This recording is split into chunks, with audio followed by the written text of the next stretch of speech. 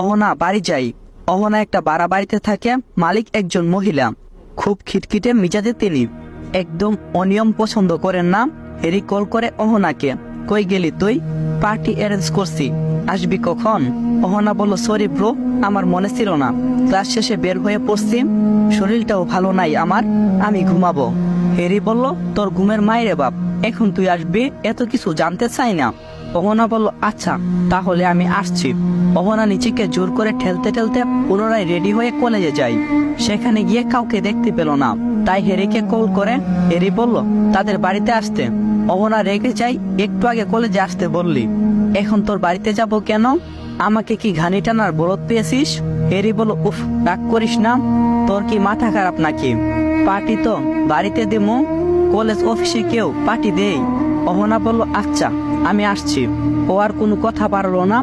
অহনা কলটা রাখতেই তার বাড়ি থেকে কল আসে। অহনার বাবা কল করছে, কাঁদছেন তিনি। মা তুই কেমন আছিস? অহনা কইল, আলহামদুলিল্লাহ আব্বা, আমি ভালো আছি, আপনারা কেমন আছেন? গলাটা কেমন জানি শুকনো মনে হচ্ছে। অহনার বাবা রুস্তম আলী জোর করে কেঁদে উঠে আর বলে, তোর মা নেই? অহনা আটকে উঠে আর বলল, কি বলছো বাবা? তুমি মায়ের কাছে কল দাও, আমি কথা বলবো। রুস্তম নিজেকে সামনে নেই আর বলল, হ্যাঁ রে মা, সুমা আমাদেরকে ছেড়ে চলে গেছে, তুই তাড়াতাড়ি তোর মাকে দেখতে আয়, তোকে শেষবারের মতো দেখতে চেয়েছিল, পারেনি, তুই তাকে শেষ দেখা দেখে যা। অহনা বলল, বাবা তুমি কাঁদবে না, আমি আসছি এখনই। অহনার মনটা যেন এক মুহূর্তে ভেঙে চুরমার হয়ে গেল। মা তাকে দেখতে চেয়েছিল শেষবারের মতো, কিন্তু সে দেখতে দেয়নি, কারণ ছুটি পাওয়ার পরেও অহনা চায়নি তার মায়ের কাছে গ্রামের বাড়িতে।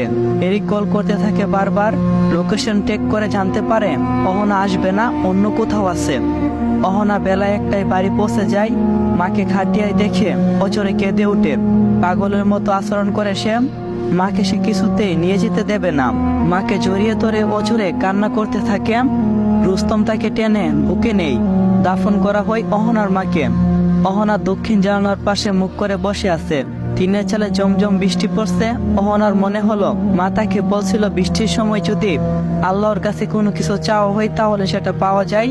অহনা কাঁদতে কাঁদতে তার মাকে ফেরত চায়। রুস্তম মেয়ের এই অবস্থা দেখে তার মাথায় হাত বুলিয়ে দেয়। সারাদিন কিছু খায়নি অহনা। রুস্তম কিছু খাবার নিয়ে আসে। অহনা দক্ষিণের দুয়ারের দিকে তাকিয়ে আছে, কিছুই মুখে তুলছে না। এক মনে তাকিয়ে সে এক সময় আন্দাজ করে তার পাশে কেউ বসে আছে। তাকিয়ে দেখে তার বাবা।